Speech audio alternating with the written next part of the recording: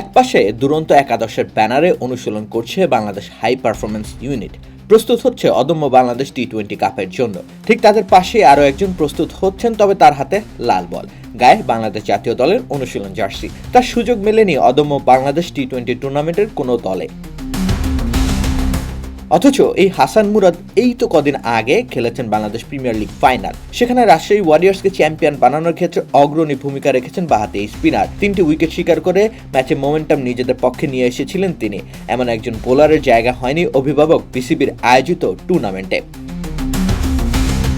শুধু হাসান মুরাদ নন, সুযোগ না পাওয়াদের তালিকাটা চাইলেই অনেক বড় হতে পারে। সবাইকে সুযোগ দেওয়া সম্ভব নয়, সে বাস্তবতাও মেনে নিতে হচ্ছে।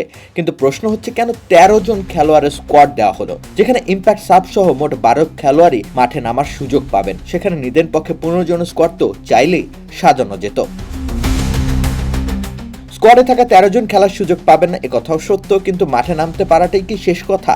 ঘরোয়া ক্রিকেট টুর্নামেন্টগুলো রয়েছে নানামুখী অনিশ্চয়তার মধ্যে। প্রথম বিভাগ খেলোয়াড়দের চলছে প্রায় অবসর সময়। অন্তত যাদেরকে ভবিষ্যতে সম্ভাবনা ভাবা হচ্ছে তাদেরকে যথাযথ সুযোগ তো দেওয়া উচিত। টি-20 বিশ্বকাপ খেলতে যাবে না জাতীয় দল। জাতীয় দলের খেলোয়াড়রা যেন মাঠ বিমুখ না হয়ে পড়েন, জড়তা যেন তাদের মধ্যে চলে না আসে, সে ভাবনা থেকে আয়োজিত হচ্ছে অদম্য বাংলাদেশ টি-20 টুর্নামেন্ট। 3টি দল গড়া হয়েছে, একটি জাতীয় দল, একটি বাংলাদেশ ছায়া দল আর একটি হাই পারফরম্যান্স ইউনিটে থাকা খেলোয়াড়দের সমন্বয়ে গড়া দল। এই দলগুলোতে আরো 2 জন করে খেলোয়াড় যুক্ত হলে নিদেন পক্ষে আরো 6 জন খেলোয়াড় থাকতেন পরিচর্যার বৃত্তে, অনুশীলনের বলয়ে। তাতে করে তো আখেরে বৃহৎ চিত্রে বাংলাদেশেরই লাভ হতো। 6 জন অতিরিক্ত খেলোয়াড় সুযোগ পেতেন নিজেদের স্কিল ঝালিয়ে নেওয়ার, কিন্তু সেখান থেকেও বঞ্চিত হলেন। হাসান মুরাদ সেই বঞ্চিতদের তালিকায় হয়তো সবার উপরের দিকেই থাকবেন। দিন শেষে এই টুর্নামেন্ট নিছকে এক দায়সারা আয়োজনের তকমা পেয়ে গেলে অবাক হওয়ার কিছু থাকবে না।